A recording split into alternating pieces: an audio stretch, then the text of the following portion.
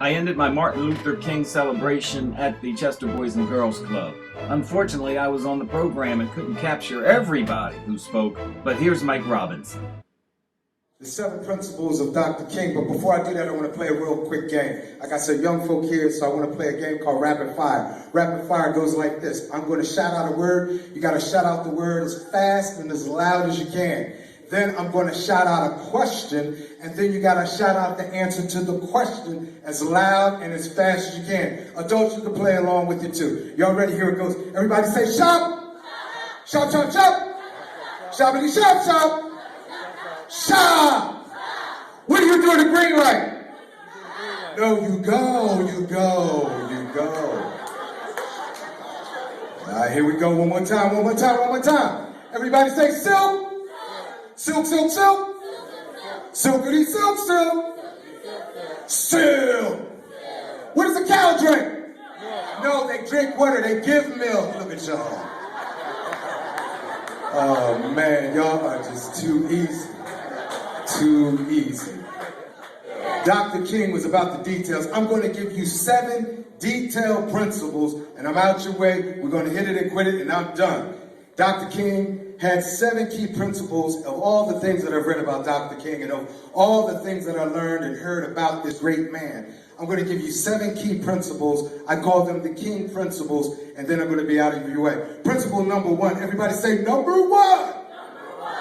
Here's a quote from Dr. King. Life's most persistent and urgent question is, what are you doing for others? That's principle number 1, which is servant leadership.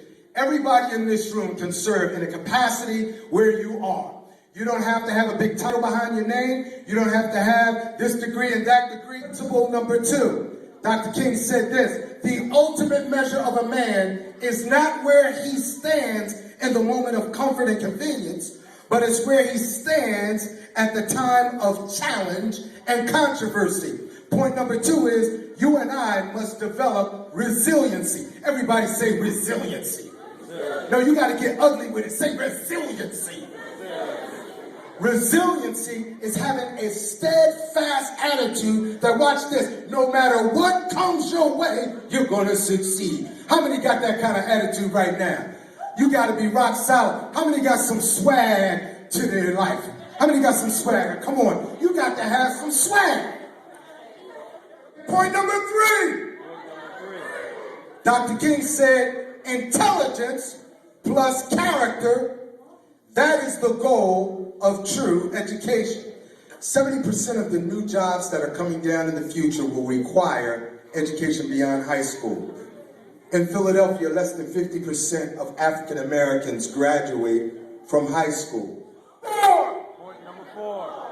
Dr. King said, love is the only force capable of transforming enemies into friends. My 4th point is love. Love is patient. Love is kind. Love endures. Love behaves itself in a positive way. It knows how to respect people who look different than you.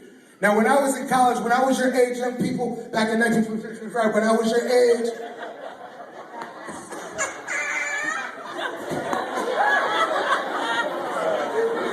no, I'll be 50 on Thursday. All right? But when I was your age, dang, she's like, oh. When I was your age, I had no idea what I wanted to do. Matter of fact, I got in so much trouble sometimes in middle school. I almost got expelled from the school district in middle school. And then when I got myself together in high school, I would run into guys like Stephon Roots. Stephon Roots, where are you, Stephon? Step right there. We looked up to cats like that. Watch this. It was, back in my day, it was admirable to be smart. We looked up to cats like him, who was very bright. And we respected that because we knew those kind of guys were going some places. And growing up in the Bennett Home Projects, where I love, that's my home. Any Bennett Home folk in here? Where my Bennett Home folk? Anybody? All right now, that's what I'm talking about. That's what I'm talking about. In the Bennett Home, we looked out for each other. I said, number 5. King said, a man who won't die for something is not fit to live. Your life counts. Don't let anybody tell you otherwise. You count. Everybody say, I count. I count. You mean something.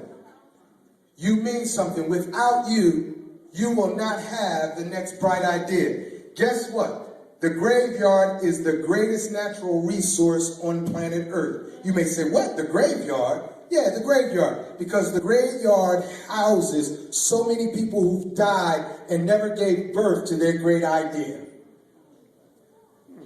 Anybody ever shoot all over themselves? Anybody ever shoot all over themselves?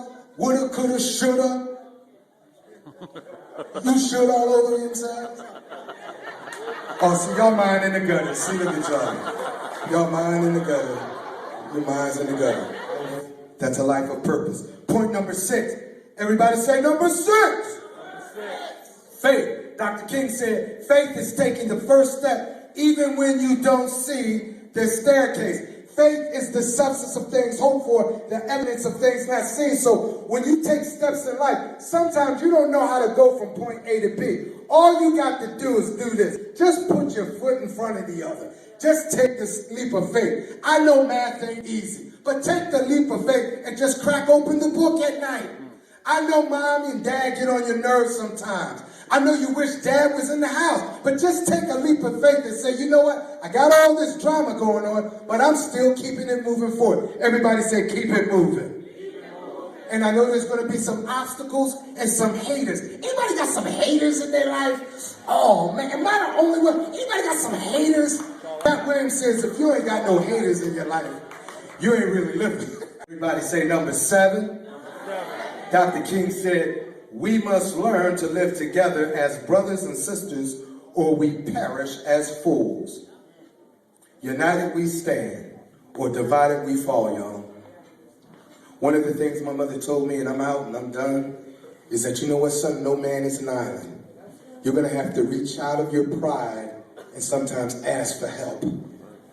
Because you're not going to always know the answers. You're not always going to be equipped to handle every single situation in life solo.